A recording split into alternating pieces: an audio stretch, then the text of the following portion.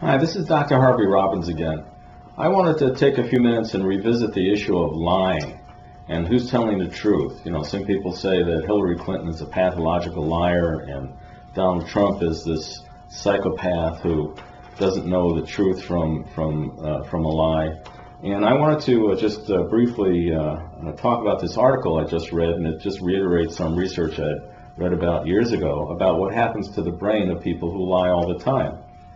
And, I just want to read a couple of things on here. It says, people who tell small, self-serving lies are likely to progress to bigger falsehoods, and over time, the brain appears to adapt to the dishonesty according to the study.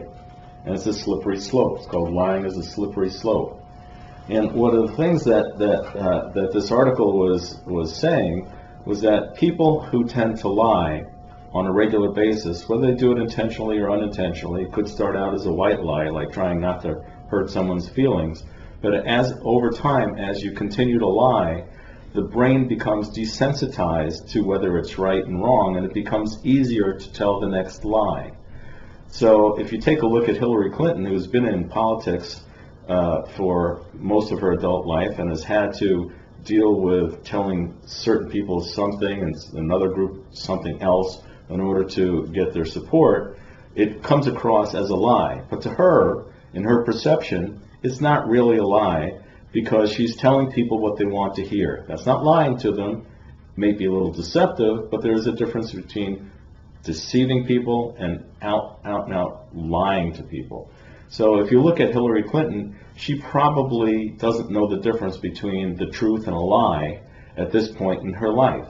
To her, it's all a big blur, and she's doing what she thinks needs to be done in order to get her goals achieved, which is to get support, to get money, to do the things that she thinks is good. And I'm not saying there's anything wrong with Hillary Clinton as a person or her intentions to do good things, because I'm sure, through her foundation, for example, they do lots and lots of good things. On the other hand, you take a look at Donald Trump, and his lying takes the form of exaggerations. A very boisterous New Yorker who uses exaggeration as a form of lying. I've told you this a million times. How many of us have ever said that to our spouse or to our kids? How many times did I tell you not to do this? It must have been 1,000 times today. So we exaggerate. Is that the truth? You're lying, technically, but it's an exaggeration, and after a while it becomes easier and easier to do that. And what happens from a moral standpoint is there is a clean line in most people's brains between right and wrong. That barrier of right and wrong becomes smaller and smaller and harder to find the more you violate that right and wrong. The more you do things that others perceive as wrong, it becomes easier for you to see them as not so wrong because you're trying to do things to get what you want to have done as an outcome. So lying is sort of a perceptual difference between who's lying, who's not lying. So if you take a look at Hillary Clinton, she comes across as a pathological liar because it's easier for her to tell these tales that are just not true. I never sent this to so-and-so. It never contained classified information, even though it was marked classified. Because in her mind, it's not really a lie, because she's used to telling stories which just are not true. So to her, in her mind, it's not really a lie. Donald Trump's case, his exaggerations tend to make him come across as untrustworthy as well. I mean, most of the problems with Donald Trump have to do with his boasting about inappropriate behaviors with women. It's one of the reasons women don't like them. They might like his ideas and what he's trying to do, but they don't like him as a person. Same reason people don't like Hillary Clinton as a person, because they see her as a liar.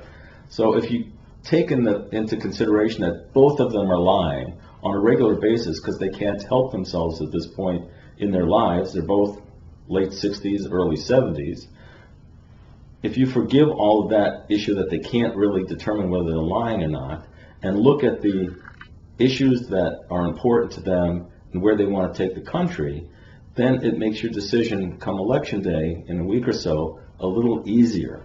So I would suggest that you put all these other differences aside in terms of personalities, in terms of, because Hillary Clinton has her own personality issues, that relate to her being maybe a little bit careless with the facts and a little bit poor on judgment and instincts.